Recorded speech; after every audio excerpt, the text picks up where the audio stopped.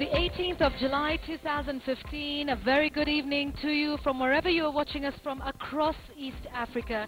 Good evening and welcome to the Point of News. My name is Yvonne Okwara Matole. My name is John Alanamu. A great day for Kenya as a sporting nation, winning in the rugby against Spain, as well as Gor Mahia beating Yanga FC. A huge match there. The crowd was so intense. But of course, we've got lots of other stuff that we're doing this evening. Really important ahead of the Global Entrepreneurship Summit. Francis Ontomo is going to be joining us from Mombasa to talk about investment opportunities, not just for hoteliers, but all the investment opportunities for the counties of the coastal region. Of course, that's going to be a very interesting discussion ahead of the coming of Barack Obama, more importantly, ahead of that summit, so stay tuned for that. Absolutely, and our top stories tonight are also coming up, including Westgate reopening nearly 2 years after that terror attack that shook the country. Today, standing and bowed and resilient in the light of that. So we'll be giving you the update on just how that happened this afternoon, as well as all the other top stories of the day right now on The Point of News.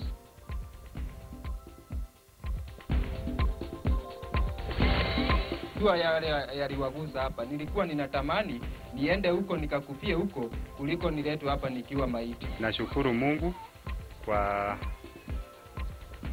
kurudisha sisi nyumbani. Haikuwa kitu rahisi. Escape from terrorist. Nyeri welcomes 2 AP officers from Al-Shabaab captivity. Following what happened some time ago, the Westgate small attack, I just wanted to be there as a Kenyan to support our products. We will not be intimidated by anybody. And we are determined to lead our lives normally as Kenyans. After the terror, Westgate reopens with overwhelming return of shoppers. Lean on me, dear sister. How Turkana women are fighting for better maternal health. And the loser will be eaten. The serious business of cockfighting in Kakamega.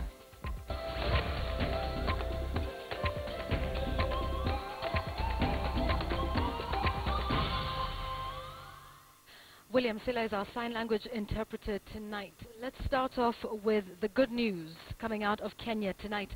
Westgate Shopping Mall is officially open nearly 2 years after Al-Shabaab terrorists stormed and laid siege on it for 4 days. At least 67 people were killed and over 180 others injured. But today, a multitude of shoppers streamed into the mall, overwhelming shop owners and security staff. And as KTN's Ian Wafula and Michelle Ngela tell us, the Inspector General of Police, Joseph Poinet, is assuring Kenyans that shopping malls in Kenya have enhanced security arrangements. Once all doors were open to members of the public, it instantly dawned on security personnel that they had underestimated the number of visitors expected. The only available metal detector was not enough, but the eager crowd was not deterred to step foot in the mall for the first time since nearly 2 years ago. On the 21st of September 2013, the country would witness one of the worst terror attacks after Al-Shabaab gunmen took control of the mall, killing 67 people and leaving 180 others injured. Since then, Westgate was ground zero. To their surprise, stall owners were equally overwhelmed by the numbers once the shoppers were let in. And I'm just now joined by Simon Karidi, who is the business leader at Samsung. Had you expected this kind of turnout? Actually, it's amazing. So many people turned up today. We actually also shocked because, remembering what happened to this mall 2 years ago, it is very surprising that Kenyans have turned up in big numbers, but it's really very encouraging, particularly for people like us shop owners, to see that Kenyans want to come back and support our businesses. Samsung Simon Karedi just giving us an update. Of course, he's expressing how much he is shocked by the numbers of people who have turned out from this place. Let me just cross you over to Michelle, who is on the other side, to give us an update on what is happening. I am at Nakumat, and remember, this is one of the places where most people lost their lives during the deadly 2013 attack, but everything seems to be back to normal now. There's tons of people in the shop carrying out the daily shopping, and we actually have queues at the tills. And we're joined now by Byron and Valerie, and they are shoppers who have decided to come. Why did you decide to come to Nakumat Westgate? Being a Kenyan, I just had to witness the grand reopening of Nakumat. Yeah, following what happened some time ago, the Westgate Mall attack. I just wanted to be there as a Kenyan to support our products and to be there to do my shopping. Right. And Valerie, how do you feel about the security situation now? Because there's a lot of stigma associated with Westgate after the attack. Okay, I feel like the security is well, and there are no fears. People are many, and we are free, yes. All right, that is Valerie and Byron here at the Nakumatt shopping mall. Back to you, Ian. Well, I just want to bring in a security expert, Mwenda Mbijiwe, because he's been able to walk around the mall and he can be able to tell us, is Westgate safe? Yes, I have the perception that right now the security is safe. I was able to notice at the entrance that there was 2 layers of security, and when people were more than the first layer could handle, the second layer quickly switched into position, and I was very impressed to find the second layer was a bit more professional. They are from Israel, and so it's an Israeli second layer of security, and so I think in a big way this mall is safe, and well, I did my first shopping here today. Only a few survivors made it to the mall, perhaps a clear indication that for some, moving on from the trauma of the attack would take a while. And many survivors don't even want to hear the word Westgate. What brings you back here? To me, I've been totally looking forward to this day when Westgate is going to reopen, because the terror attack that we went through was to dampen our spirits, actually to kill our spirit as a people. I was among the first 5 people to be evacuated from this place. Yes. All right, thank you very much, Ben. A very resilient spirit. Such is the spirit that was welcomed by Inspector General of Police Joseph Boynet, who assured members of the public that security in malls across the country had been enhanced. We will not be intimidated by anybody, and we are determined to lead our lives normally as Kenyans. So nobody will ever intimidate us. We are resilient and strong. It has only been a few hours since the grand opening of the mall, and it's as though Westgate never closed.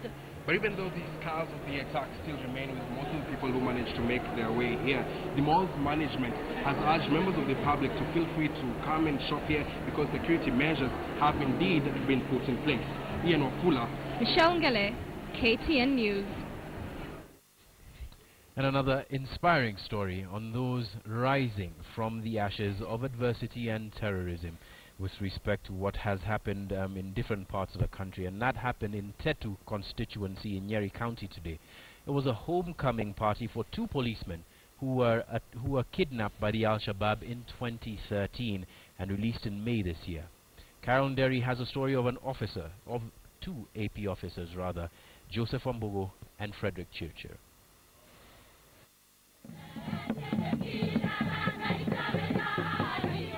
The small Gura village came alive.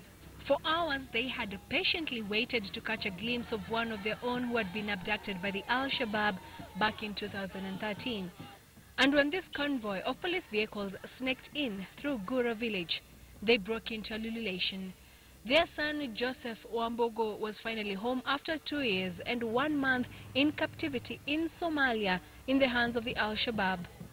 By his side was his AP colleague and ally, Frederick Chirchir, with whom they had gone through hell and back. While holding fort at the Damajali AP camp in Dadaab, Garissa County, the 2 were captured by the terrorists. A similar homecoming ceremony was held in Bomet a few days ago, where Chirchir hails from. The Deputy Director in charge of the Internal Affairs Unit at the Inspector General's office spoke of the tribulations Wambogo and Chirchir went through. By the way, walikuwa na ndevu zimefika hapa. Hebu imagine ujanyoa ndevu miaka 2. Unaona wanacheka hapo. Mnasikia hata majina wamepewa. Moja ni Abdullah. Moja ni Abdalla, sijui mwingine ni Abdurrahim. As fate would have it, Chirchir was captured on his birthday on May 22nd, 2013. They were rescued in May this year, more than 2 years later. Overwhelmed with emotion, Chirchir and Wambogo thanked God that they were alive and had come back home to their loved ones. Ninashukuru Mungu kwa kurudisha sisi nyumbani. Haikuwa kitu rahisi. Anasikianga maombi ya wale wanyonge. Huyo ndiye ametutoa. Mimi najua yale yaliwagusa hapa. Nilikuwa ninatamani niende huko nikakufie huko kuliko niletwe hapa nikiwa maiti.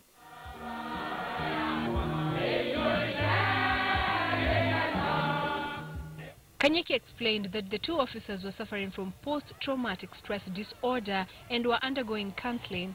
He therefore asked friends and relatives not to badger them with questions about their experiences and instead allow them time to heal as they are on official leave. Wakati huwa naona wanalia machozi, I'm very happy because I know that one is a healing. Lucy Mashina, a teacher by profession who worked in Garissa and lived near Wambogo and Chirchir, was overwhelmed by emotion as she expressed her joy at seeing the two alive. Nilikuwa nakaa tu karibu na wao kama kwa hapa hii hema iko, na yote ambayo iliendelea nilijionea, na mimi sisemi kitu. Labda nimshukuru Mungu kwa kuwaona Chirchir na Wambogo hapa. At least serikali iweze kuinvest kiasi kwa kununua equipment ya kusaidia polisi. Because G3 peke yake yeye yako na bunduki inaitwa PKM. Hiyo ni kama machine gun na wanapeleka G3. According to Kanyeki, their positions in the police office are secure and will resume duty once they recover from their ordeal. Wako kazini, wako na personal numbers zao, already wako na payslip ya mwezi waliopita. Even as friends and family celebrate the return of Wambogo and Chirchir, it is only a day since residents of Nyeri buried 11 of their sons after they were murdered by the Al-Shabaab. As the two sons return home amidst joy and relief, residents are calling upon the government to step up its fight on terrorism. Carol Derry, KTN, Tetu Constituency, Nyeri County. We may be so far from the general elections of 2017, but already the landscape has started to shake here, and it has everything to do with the governorship race, where Nyali lawmaker Hezron Bolo Awiti has declared that he'll be vying for the 2017 governorship race. He may be just a lawmaker, but it has a lot of interest here because things have started to shape, and these have also started to rock on the other camp, that is of the governor Ali Hassan Joho. And it will be interesting to see how this gets to pan out in the next few days. Here is a story that we compiled for you. His entry into Mombasa politics caused ripples within the coastal city in the last general election as he vied for the Nyali Member of Parliament, a seat he captured under the Wiper ticket. But Hezron Awiti Bolo will later stir affairs even more with the declaration that he'll go for the gubernatorial seat come the next elections. When you go to nursery school, you must be prepared to go to the one. So your people must feel that you are passing the test. This is what I'm doing. And also, when you're in secondary school, you feel like you're going to go to university. So I feel to be a governor. So the governor must feel that there's somebody. He has to prepare to know that I'm also a candidate. I know when you join by politics, you have to know that you have viewed something good, even the president. I would say that if the chance can you allow me to stand as a president, of course, yes, I'll do it. The declaration may have come too early, but the force starting to build around the vocal lawmaker is something analysts say cannot be written off just yet. That's politics. Sometimes you have to keep someone on toes. At other times you have to seem to be propagating something.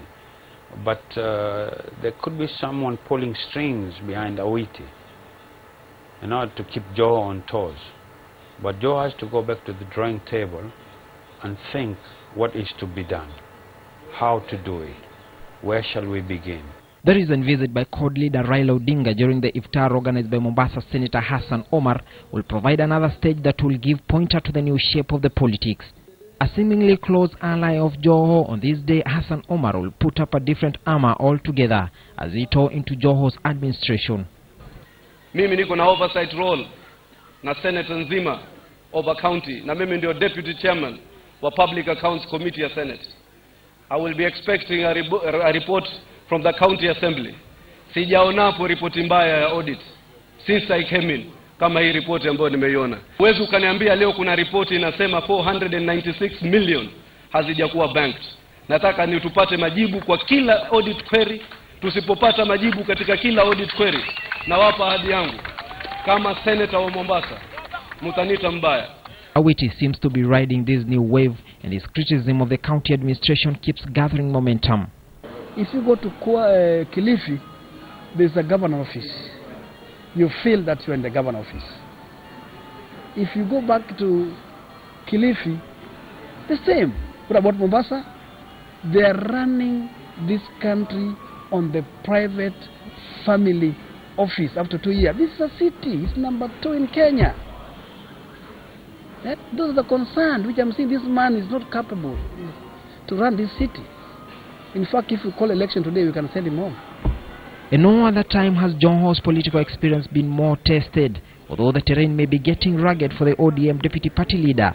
Time and again, he has remained top of the game. Sasa mimi kijana ambaye nimeng'ang'ana, najiona nina nafasi, nilitoka mbunge, nimefika governor, nataka msiku wengine nije niombe Lusaka niunge mkono nikuwe president, shida iko wapi?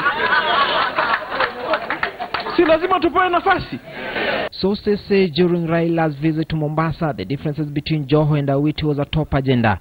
Observers say that depending on the direction the tide takes, the Awiti entry could either play a wedge between natives and citizens from up-country, better still widen the democratic space.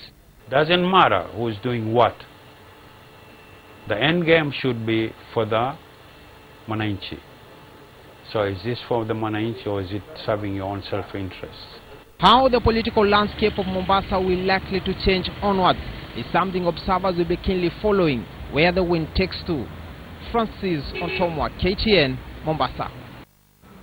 Ezra Nawiti Bolo is also the executive chairman of Metal Refineries EPZ. Now, still on political posturing, business came to a standstill in Kitale town as the newly appointed Water Cabinet Secretary Eugene Wamalwa made a grand entry with his ministerial flag. Wamalwa told the locals of his support for Jubilee's regime, saying that President Uhuru Kenyatta would be touring Trans Nzoia soon.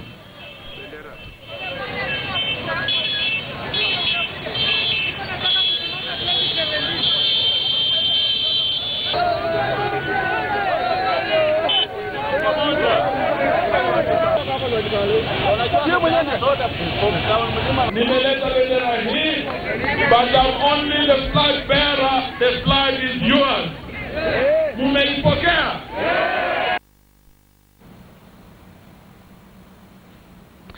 Let's take you to the vast Turkana terrain that can be tough and the scorching sun unbearable.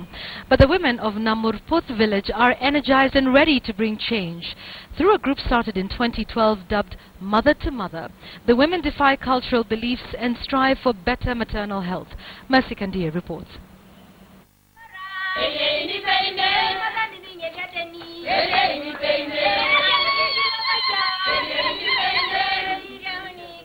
It's a song to encourage each other on better maternal health. They sing because the strides made here are major. The sky is the limit. This group of women in Turkana County belong to the Mother to Mother groups, a group of 40 women who encourage each other to visit health centers. Claire is the lead mother. Calling out the names, she ensures that the 40 are present. Some are either expectant or have recently given birth. Tuna mobilize wa mama huku kwa kijiji. Tuna mobilize Tuesday, ndio Wednesdays wahudumiwe. As Sekon walks to the health center, she knows the scorching sun and long distance are nothing compared to the health of a 5-month-old baby. She is part of Claire's Mother to Mother. Amenisaidia mimi kwa vile sasa nikiwa wagonjwa na nilikuwa nini mjamzito. Sasa tuna nini? Tunakuja hapa kusaidiana wote. The very rich culture is a major challenge. Myths associated with modern medicine are slowly broken down. Hata kwa wale wanakuja kujifungua hospitali, wanasema wakikuja hospitali tunajifungua ati ukijifungua wanaweka hiyo blood center yao wanachoma. Alafu wanasema wakitupa hiyo blood center kwa choo ama wachome hawawezi tena. Ndio nafanya wasikuje hospitali. To achieve better health, community involvement is key. The Mother to Mother makes every mother accountable to each other. Beside the health center are waiting shelters to cater for mothers who come from far as hundreds of kilometers on foot. Itasaidia wale kana mama wanaishi mbali. Kama mama ni pregnant akuja hapa baada ya kabla wiki moja. Kabla wiki moja ijaisha akuja kaya hapa akiumana ile labor pain yake alipelekwa kwa maternity. And one of the approaches that we are trying to look at is you know, when the mother is due for delivery, when she comes to stay at the shelter, if you know the mzee at home can be able to give like a goat, the mother comes with it, and she gives that goat to the health facility. The health facility can be able to sell it. Then from the proceeds, they can be able to cater for the food at the maternity waiting shelter. Because the main problem is food. You know, when the mothers come to stay here. Majority walk an average of 55 kilometers to health centers. In the vast county, health centers are far, but with the county governments now closer to the people, the distance is being reduced. I think we are very grateful for the devolution. It has really done Turkana to shine. Yeah. And most of all the people are really embracing. We see that our distance from one facility to the other before was 55 kilometers, but now it is 35. And we are also wishing to reduce to 5 kilometers. Yeah. The song has not changed. The focus is one: zero maternal deaths. They are not only mothers but friends under the group Mother to Mother, brought together for one cause: to improve the health care of not only their children but for themselves too. Masi Kandie, KTN, Namorputh, Loima, Turkana County. Alright, so here's a good story for you, especially now that you're having your dinner, and if, like me, you come from Western Kenya, this one's for you. Cockfighting is said to be the world's oldest spectator sport.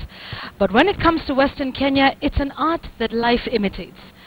Let's take you now to Bukura in Kakamega County, where one Ayub Alulu Masahwe has mastered the art. Witness the fight between Alonde and Fitina and decide if it's culture, sport, or simply animal bloodletting.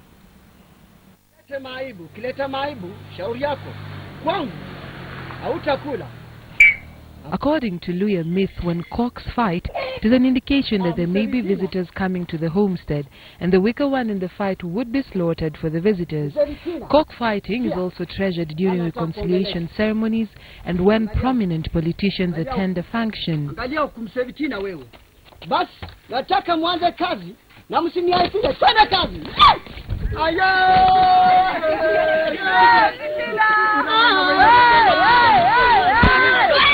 "42-year-old Ayub Alulu Masahwe is famous in Bukura and beyond. None of his cocks has ever lost a battle. When he instructs them, they listen. He shares his secrets, most which he learned from his late father. The shiriri, the Luya violin, is important and sets the mood. Fighting is one of the world's oldest sports. But here in Western Kenya, it's not just a sport, it's also a cultural feat. And here in Alulu's homestead, we have Alonde, Angalia Pale, his favorite cock. Well, I'm told he likes women. He's not like Vitina. He's not like Vitina. So I'm going to try and hold him a little bit and see if this is true. Aya, kuja.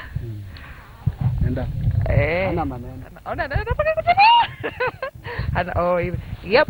Well, he's not fighting, but he's gonna be fighting soon. Aya, Rudiko. 15 long minutes, blood spills, none relents. It's a tough one to decide, and it's always agreed that the cock that runs away loses. None runs, and there can't be any more bloodletting. Almost unanimously, everyone agrees on the winner, even the rival's owner. Muhimu ya hii mila ni kufurahisha watu wakiwa mahali. Alonde amewin. Kwa nini mnapenda Alonde? Kuku mzuri. Misa kule unasipoona tamu inatirika, lakini kwa macho yetu naona ni mzuri, mchezo mzuri sana.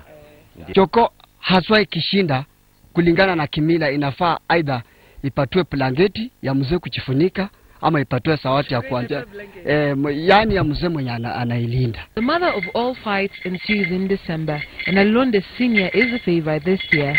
Blood sport, culture, all these have been ascribed to the fight. Here, it's a cultural stamp that is slowly dying.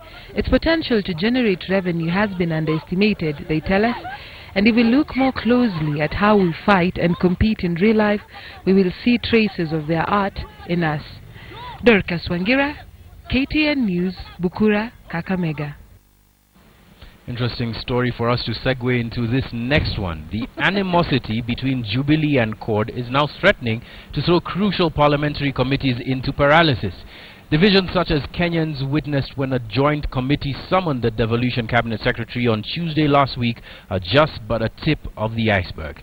And now an analyst is saying that MPs need a crash course in parliamentary democracy.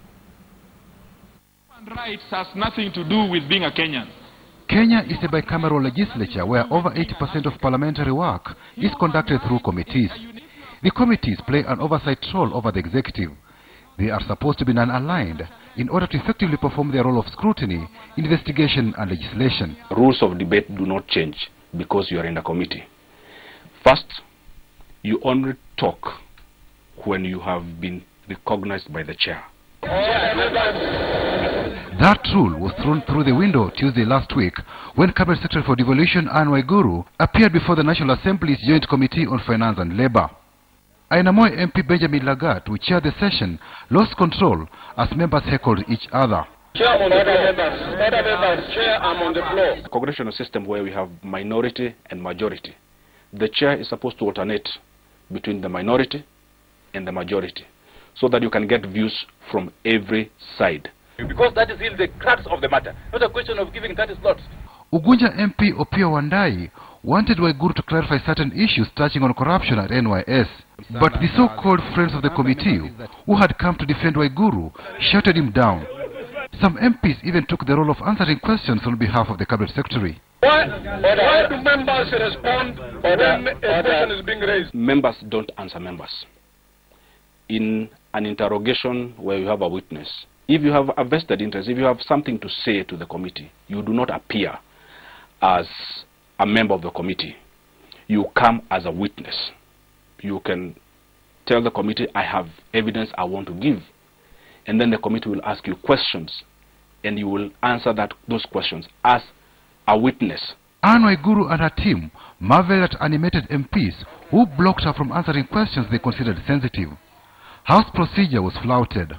Whenever a procedural issue arises, and the members of the committee need to confer, need to consult, the witness is always asked to leave. I find it strange that the witness sat through the chaos. The National Assembly's committee have a maximum membership of 29 each. In a joint sitting where all members turn up, we are looking at almost 60 MPs, which is a crowd. In such a scenario where emotions ran high, no meaningful business could be transacted. The Powers and Privileges Committee, chaired by Speaker Justin Muturi, is investigating the conduct of members with a view of taking disciplinary action. The current Powers and Privileges Act is very strong on powers, on privileges, on immunities. But it does not have a lot of mechanisms in place to ensure that there is this responsible exercise of those powers, privileges, and immunities. I think that needs to be relooked at. Number two, if you go to the UK, they have somebody they call the Commissioner of Standards. And the Commissioner of Standards has two roles. Number one is to ensure that there is a code of conduct for public life of members of Parliament, whether in Parliament or outside Parliament. Patrick Amimo, KTN News. The coastal tourism product has been facing turbulent times, and stakeholders have been trying to put their heads together, trying to find ways that they can be able to resuscitate the industry. And two things have happened that have really made the industry look optimistic, and one of them is, of course, the lifting of the UK travel ban to coast region. And the other thing is, of course, the Obama visit to Kenya. He may not really be coming to the coast region, but then there has been a lot of excitement here. And with me here is the director of Jomo Kenyatta University of Agriculture and Technology, Dr. Fred Mugambi, who will be helping us be able to understand this kind of discussion. Dr. welcome. We are talking about tourism and the Obama visit. He is not really coming to Mombasa, but then there is a lot of excitement. You could shed some light of what is happening. Why this kind of excitement in the industry? Thank you very much, Francis. Good evening, viewers. However way you look at it, the visit by His Excellency President Barack Obama is an endorsement that Kenya is a fairly safe destination to travel to, and that it is a destination that is worth visiting. I mean, if the senior-most president by influence in the world can visit this country, who else shouldn't visit this country? I think the challenge that we have is to rise to the occasion and package this county and Kenya as a tourist destination around the visit by His Excellency Barack Obama, who actually happens to be a son of Kenya by extension. What are some of the parameters that we should be looking at, and what are some of these things that we may be able to quick to point that we're actually seeing this happening because of Barack Obama coming? For the next 10 days, the world's attention will be on Kenya.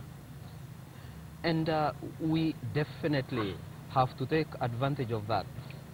One challenge with us sometimes is that when some of these things happen, they bypass us. And so they happen and we don't take advantage of them. We need to foresee the benefits that could accrue out of visits like this. And so I think it is absolutely necessary that all tourists, tourism players, think about the ways in which they could package this visit and use it to market the country. Of course, in the efforts to revive this industry, one of the biggest discussion has been the question of diversifying the product. We're trying to look at other avenues that have not been fully exploited. Are there avenues that you feel that we really have not really tapped properly? Francis, however way you look at it, Kenya is a beautiful destination. It is a marvelous destination. Many of us have traveled around the world, and I can tell you, you always cannot wait to come back to this beautiful country. But the question I keep asking is, how long shall we continue relying on the God-given touristic products? We have an ocean. It's a beautiful ocean. We have beaches. They are beautiful beaches. But I think time has come for us to look beyond the beaches and to look beyond our national parks. For example, where is our London Eye? And these are things that we can actually come up with. These are things that we can develop. We need to come up with new narratives as far as tourism is concerned. We have sold our traditional products for far too long. We need to come up with new products. And we can identify a number of products that we could come up with. Conference tourism is a huge, huge tourist attraction in many destinations around the world. I look forward to that time when we will have a major conference facility in Mombasa, so that we can have both local and international conferences coming to this county, and of course also coming to the country. I want to mention here that we are actually on the right track. In December, I think the ministerial committee of the World Trade Organization will be having its conference here. Of course, we know His Excellency President Barack Obama is here to attend a conference. And so we need to see more of this.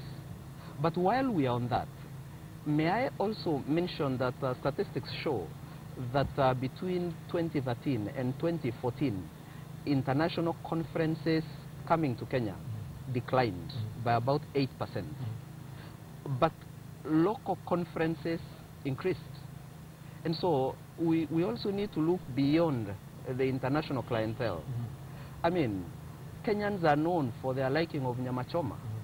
We need to tap that capacity. We need to realign our calendars. Why can't we, for example, align our tourism calendar with the educational calendar? Why do we need to take the long holiday for schools in December, when tourist destinations are very expensive and when indeed the target is the foreign clientele.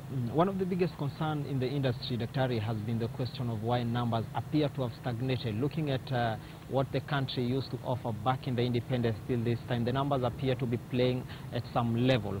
And this is becoming a huge concern looking at other countries that are actually overtaking the country. Is it a concern? Yes, yes, certainly. It is a big concern. And let me surprise you. We are in the same league with Uganda, which is a landlocked country. We are at about 1.2 to 1.3 million visitors per year. That is exactly where Uganda is. I'll shock you. Zimbabwe is ahead of us. We are in the same league with countries that we really hear very little about. Kazakhstan. We need to move out of this league, given the kind of touristic products that we have. And so, yes, our numbers have stagnated quite a bit. There is a bigger problem, of course. I don't think we have enough tourist products. I mean, the amount of money a tourist spends when they visit us is far less than what they would spend in a few other countries, purely based on the variety of tourist products that we have. But having said that, we have done quite well in terms of the international marketing forums that have been held in the last especially 3 years. We are now starting to look towards the east to diversify our tourist market, and I think that is a good thing. But I think it is absolutely necessary that we also leverage on the local capacity and the regional capacity that we have. Interesting aspect, Daktari. Whenever we discuss the aspect or the question of tourism here in the coast, whenever we are trying to find the what dogs tourism here in the coast, we keep repeating the question of insecurity and insecurity. From where you sit, do you feel that this is the sole problem dogging the industry in Kenya? Because I believe there are other aspects that could be playing along. I mean, certainly insecurity is a big concern, and we need to do something about insecurity yesterday. And the issue of insecurity is not just a government issue. I fully agree with His Excellency the President that security begins with you and me. Because these people live with us, and so we have to look at insecurity and come up with solutions, hard solutions and long-term solutions, sustainable solutions. And part of that, of course, is reducing our poverty levels and our joblessness and things like those. But having said that, insecurity is just one of the problems that bedevil our tourism industry. Infrastructure is a big concern. We need to enhance our infrastructure. We need, like I said, to come up with policies that are pro-tourism. We need to start addressing questions about visas for our tourists. We need to use our foreign missions to market this country in a very targeted way. Is it, for instance, like a concern to you that we don't have direct flights from abroad to Mombasa here? Absolutely, and it is quite exciting, the strides that Jomo Kenyatta International Airport has taken in the last few months, partly thanks to the fire. But having said that, I think part of that, separating the international arrivals from the departures is one of the things that is supposed to help us, increase the number of flights coming from far-off advanced destinations. But I also want to mention something. Tourism is not a reserve of the ministry in charge of tourism. It is not a preserve of the players, the key players in the tourism sector. One of the challenges that I see continuously happening or repeating itself in our country and even in the counties is that departments don't communicate to each other. So for example, if we know that our target for next year is 1.5 million visitors, what is the security docket doing about that? As we come to the conclusion, I'll ask one last question, the aspect of UK lifting the ban on traveling here in coast. What are the impact, short-term and long-term for you? Absolutely a good thing. A good thing. I think that travel ban should have been lifted a long time ago. But we also must remember that they are protecting their citizens. We would do the same if we feel that our citizens are, at risk. And so it will definitely have quite a bit of impact. We are seeing bookings starting to increase, and I hope that they won't need to, slap us with another ban soon. Thank you so much, Daktari. Thank you so much. Very interesting perspective there coming from Daktari Fred Mugambi, the director at Jomo Kenyatta University of Agriculture and Technology, also a management and investment expert, giving us perspectives on what to really expect from the Obama visit here in Kenya. Very interesting discussion that will keep circling even later on. For now, because of our time is limited, I want to hand you back to studio.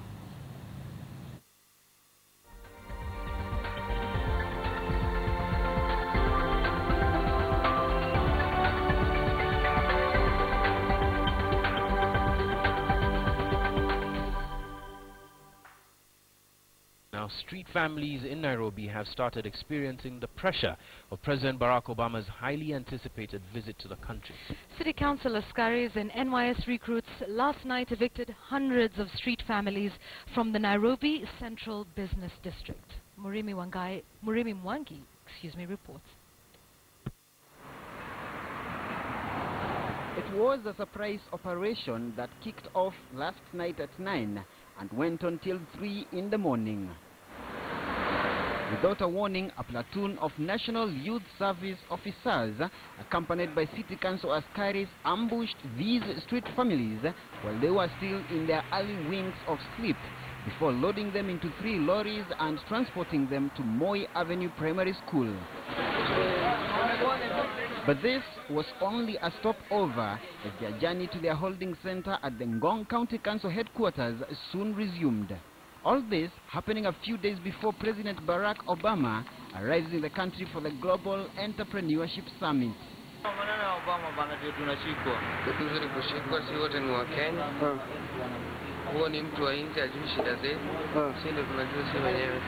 But Nairobi County officials who declined to speak on camera say Obama's visit to the country had nothing to do with last night's crackdown. They insist that this is part of a long-term measure to rehabilitate the street families and permanently get them out of the streets. Muremi Mwangi, KTN News, Nairobi. 19th ranked Spain to win 36-27 in a test friendly at the Rugby Football Union grounds. The victory was a sure ticket for the Simba to climb up the world rankings before their next international assignment against Namibia. And as Robinson Okenya reports, Joshua Chisanga was named man of the match.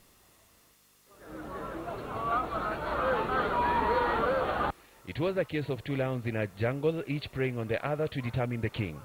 With both teams coming from a backdrop of respective wins, the battle went in Spain's favor earlier on as Bradley Linklater gave the Los Leones a 3-0 advantage courtesy of a successful converted 60-meter penalty.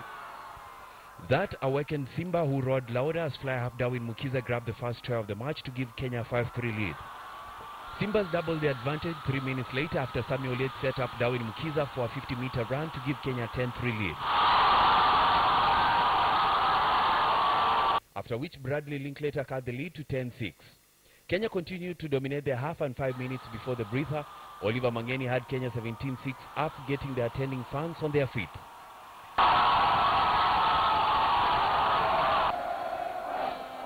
Spain were handed an advantage after Oliver Mangeni was sin bin, to which Spain made a penalty try to cut Simba's lead. Vincent Mose, however, had other plans for the home team as he restored Simba's lead to 22-13 before Anibal grabbed his side second try.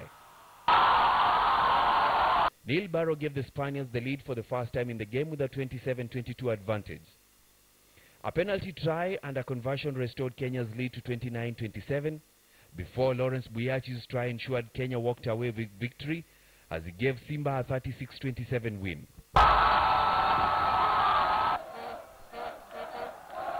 They deserve to win. They play better. They have been very dangerous in the backs. We knew that, but we haven't been able to stop them. And good win for Kenya, and congratulations. The beginning of the match we tried to close that gap, but Kenya with the ball is very, very dangerous, and we saw the score. The challenges have been a lot, but I'll tell you, if you make yourself believe that you can achieve it, you can become it. And that is what today has happened to us. It is not by accident. Joshua Chisanga was named the man of the match. After today's win, Kenya has showed the world why it's ready to step up to the big stage and dine with the big boys. Simba have showed their performances this year were by no chance a fluke. Robinson Okenya, KTN Sports. All right, time to wind up KTN Weekend Prime. Thank you very much for joining us this evening. Fairly quiet evening tonight, but tomorrow on Checkpoint we've got lots in store.